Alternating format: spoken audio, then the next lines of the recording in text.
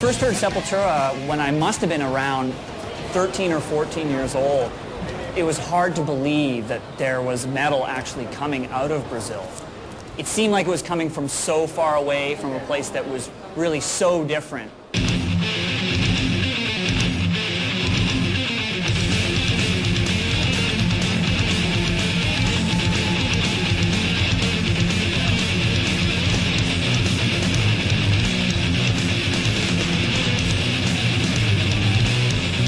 Sepultura's founder, Max Cavalera, is one of my all-time metal heroes.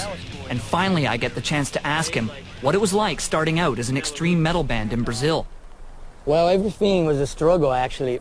From our own struggle of we didn't know how to play, but we want to have a band. Then we didn't have money, but we really wanted to be in a band.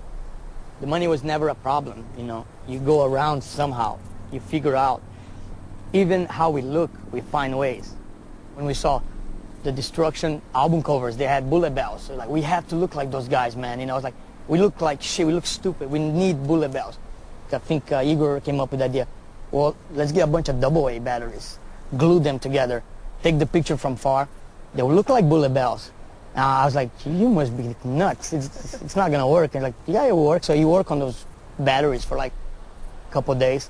And then they looked perfect, looked great. And it's like, man, cool. Now we got bullet bells, you know, what's next, you know?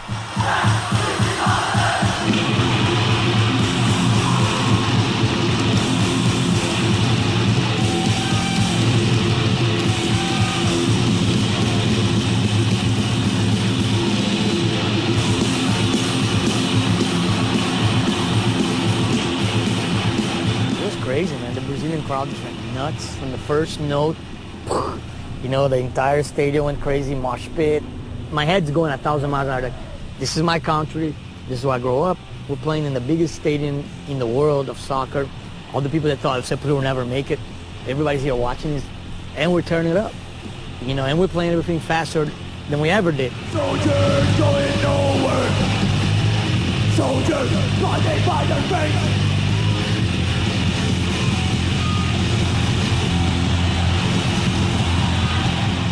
Kids identify themselves with them because they were poor. They started out without anything. They just like wanted to play metal and managed to make a living out of it. A gente falou, não, Sepultura vai ser a nosso grande trunfo, né? Nossa bandeira do metal brasileiro. Porque o Brasil hoje, de certa forma, é reconhecidamente um país que não tem heavy metal, mas hoje também é reconhecido como o país do heavy metal por causa do Sepultura. E falar de Sepultura fora do Brasil é como falar de Pelé, Amazônia, Sepultura do Brasil, véu, muito importante, muito importante.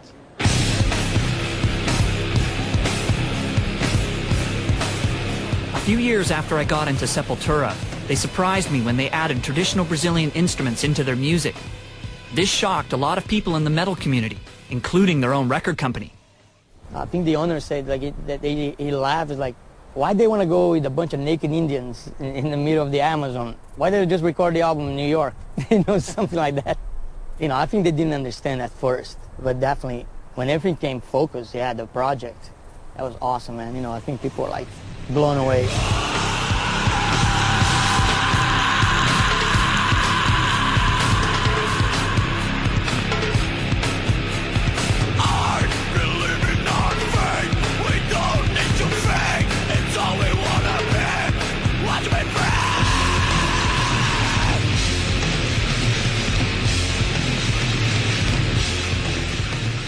I think a lot of countries fall under the idea that we should copy America. And music goes under that too. And I think it sucks, you know, because I don't think we should copy the States. I think we should have our own identity, you know.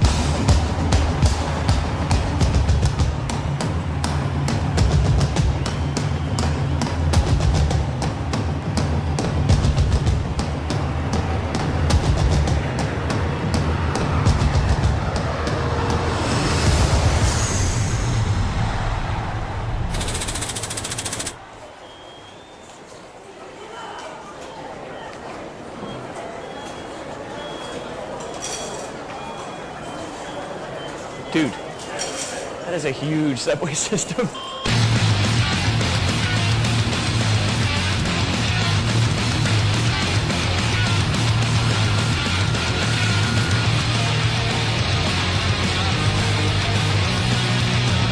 saw in Brazil how a country's culture can be incorporated into metal music. But what about Japan, a place stereotyped for its obsession with Western culture? It's also known for its hard-working salarymen, conformity, and extreme organization, none of which seems very metal to me. So what happens to metal's rebellious spirit when it mixes with Japanese culture? Hopefully I'll find out at Loud Park, the biggest metal festival in Asia. Tokyo, Japan!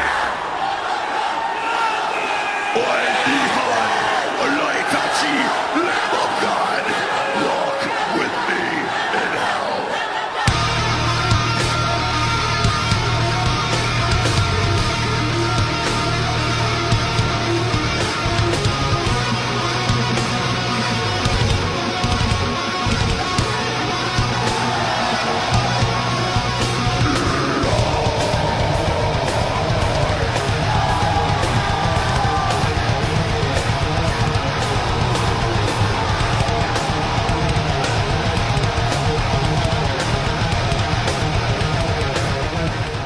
First time we came to Japan, we played a theater. We had like I think it was like a 3,000 seater theater, and everybody was sitting in their seats, and they had ushers in every aisle. So we came here, you know, not having any idea what was going to happen, not believing they were going to sit down. Because I'm like, there's no way you can sit down and watch a Slayer show. It just ain't going to happen. And the minute we started playing, they got up and they rushed to the front, and the promoter at the time freaked out. They had never seen an audience just get up their seats and rush.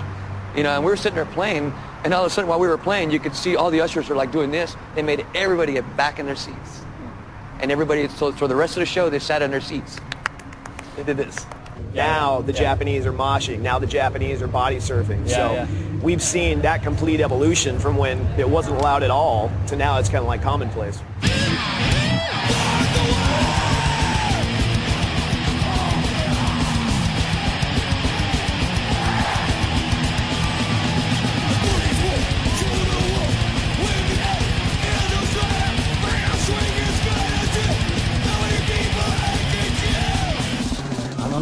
日本のメタルファンの考え方は欧米の人たちの考え方とは違うと思うよ。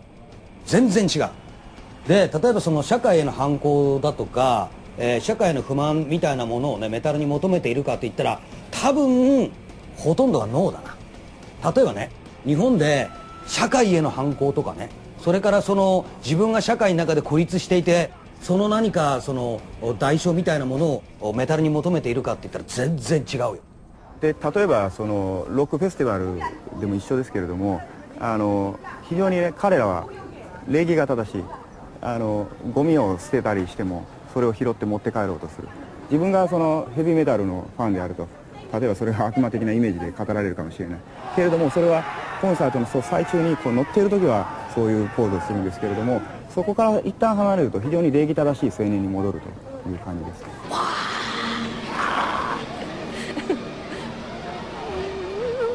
これも普段はスーツにネクタイしてやってるんですけど、やっぱりそういう普段の毎日のなんていうのかな、日常っていうか、それからああいうメタルみたいな激しい音楽を家であったりこういうライブだったりで聴いてると一気にそうなんていうのかな、非日常にこう変わるっていうか、気持ちが楽しくなるし、弾ける。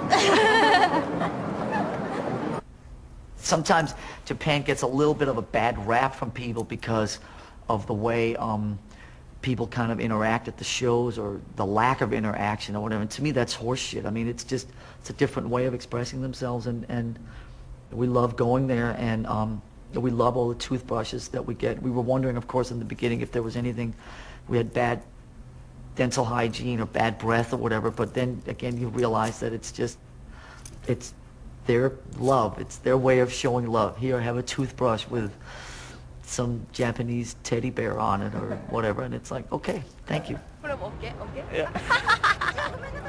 Do you like metal? Yeah.